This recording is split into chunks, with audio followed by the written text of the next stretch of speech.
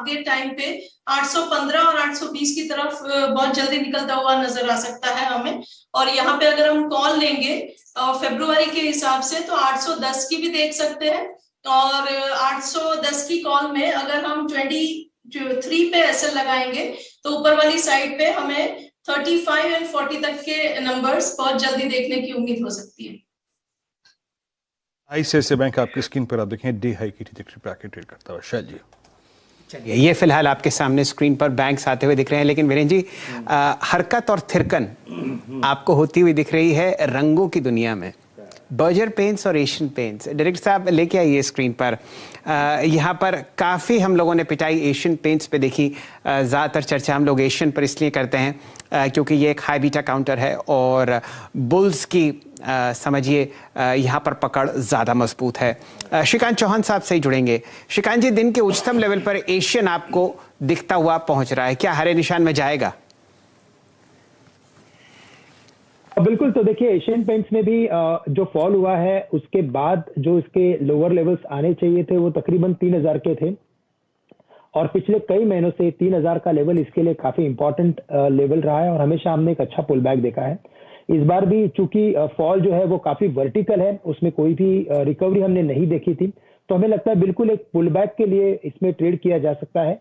अगर current level से खरीदते हैं तो हमें लगता है कि 3250 के लेवल से वापस दिखा सकता है कि जहां पे इसमें काफी सारा रेजिस्टेंस है, लेकिन करंट लेवल से जैसे कि मार्केट में लग रहा है कि जितने भी दिग्गज कंपनियां है वहां पे हमें और शॉर्ट कवरिंग देखने मिलेगी, या तो जो भी फंड्स अलोकेट होने थे शायद वो लगता है कि इन सब कंपनीज में आ सकते हैं और इसी वजह से करंट लेवल से एशियन पेंट्स को लॉन्ग करके चले। स्टॉप लॉस रखे यहाँ पे 3080 का और टारगेट्स रखे 3250 के। श्रीकांत जी, जरा एक्सिस पे अपना एक व्यू दीजिएगा। एक्सिस के आज इन नंबर्स में खासियत क्या थी? एक तो थी अगर आप देखें लोन ग्रोथ, डिसबर्समेंट्स काफी स्ट्रांग रही थी और दूसरी बात यह है टेक्निकली इस स्टॉक में क्या है। सबसे बड़ी बेस बिल्डिंग एक्सरसाइज में अगर कोई स्टॉक रहा है शैल जी तो वो था एक्सिस बैंक। आज फाइनली इट्स अगर आप देखें तो जो मूव है इसका डे हाई की तरफ, एक बार एक्सिस बैंक का चार्ट लेके आइएगा, 753 गजब का पुल बैक इस स्टॉक में देखिए अर्निंग्स के आधार पे, और आज इसने जंप लिया अपने क्लस्टर ऑफ मूविंग एवरेजेस से और एक ही दिन में 20, 10, 50, 100 सब पार किए। आपकी राय इस पर? अब नेक्स्ट ट्रैजेक्टरी क्या शेयर की है आपने क्लाइंट से अपने एक्सिस बैंक में? कैसे अप्रोच करें अब इस स्टॉक को आज के मूव के बाद, नंबर्स के बाद?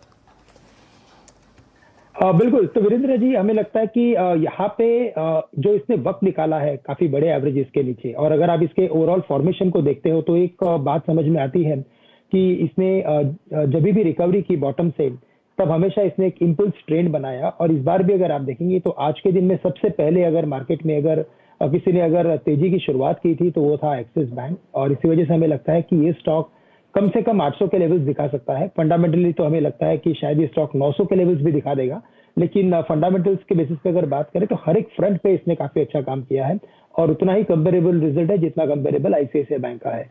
तो करंट लेवल से बिल्कुल इसे लॉन्ग करके चले, मुझे लगता है कि काफी नो ब्रेनर स्टॉक है। और जैसे आपने बताया कि काफी सारे एवरेज इसके ऊपर एक साथ आना ये इंडिकेट करता है कि इसमें बाइंग फोर्स है, और अगर मैं इस लेवल से अगर खरीदता हूं तो हमें लगता है कि 740 रुपए का हम स्टॉप लॉस रख सकते हैं और टारगेट्स रख सकते हैं 775 और 800 के सामने। जो एक्सिस बैंक है वीरेंद्र जी, अब यहाँ पर जो ट्रांजैक्शंस आपको होते हुए दिख रहे हैं अब 2565 करोड़ के, और ये 7% की रैली है। एक इंटरेस्टिंग आंकड़ा मैं यहाँ पर आपको ये देखना चाहता हूँ, ये जो एवरेज है यहाँ पर अब आपके सामने एक्सिस बैंक में मेरे ख्याल से 7.5 गुना ज़्यादा आपको 5 दिन की एवरेज से दिखेगा, माफ़ कीजिए 3 गुना ज़्यादा। और आप देखिए क्या ज़बरदस्त मोमेंटम यहाँ पर आता हुआ दिख रहा है। 2500 करोड़ का ट्रांजैक्शन होता हुआ उस दिन जब नतीजों पर ये काउंटर रिएक्ट करता हुआ, और देखिए कमाल की बात, 1 सेकंड की भी इस काउंटर में हिचकिचाहट नहीं थी। गैप अप खुला और वहाँ से मजबूती की तरफ ही बढ़ता हुआ दिखा। वीरेंद्र जी अच्छा, जरा एक बार मारुति का चार्ट लेके आइए। अब मारुति का चार्ट इस इंस्टेंस में देखिए, हम कह तो रहे हैं कि 3 साल का ब्रेकआउट है, लेकिन लक्ष्य क्या हो सकता है पॉसिबली? प्रकाश सर, 9100 एक ट्रेवल्ड जोन है। मैं आज की बात नहीं कर रहा हूँ सर, प्लीज मेरी टिप्पणी अगर आप देखें थोड़ा मीडियम टर्म पर्सपेक्टिव से कर रहा हूँ। 91 वो जोन है, 9100 जहां से स्लिप हुआ था अगस्त 2018 में। आपको लॉजिकली प्राइस टारगेट नजर क्या आते हैं? अगर मान लीजिए किसी ने नतीजों के बाद पोजीशन ली है और वो कंफर्टेबल है कुछ दिन रखने में, तो लॉजिकल टारगेट क्या रखने चाहिए? It's now almost 8600